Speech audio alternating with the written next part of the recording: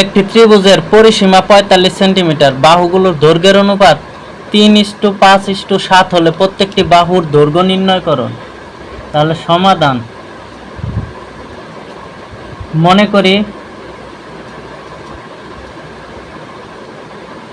ত্রিভুজের বাহুগুলোর দৈর্ঘ্য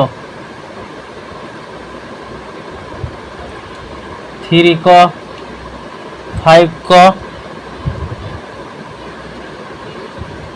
7 ক। এখন দেওয়া আছে পরিসীমা ৪৫। আমরা জানি পরিসীমা ৪৫ যেহেতু দেওয়া আছে, তাহলে আমরা লিখতে পারি প্রশ্ন মতে পরিসীমা হলো 3 বাহুর যোগফল। তাহলে 3 ক যোগ 5 ক যোগ 7 ক সমান সমান হবে ৪৫। এখন 5, 7, 12 আর 3 হলো 15 ক সমান সমান হলো ৪৫। তাহলে ক সমান সমান হবে 3 15 45। তার মানে ক এর মান হলো 3। তাহলে বলছে প্রত্যেকটি বাহুর দৈর্ঘ্য। তাহলে লিখব প্রথম বাহুর দৈর্ঘ্য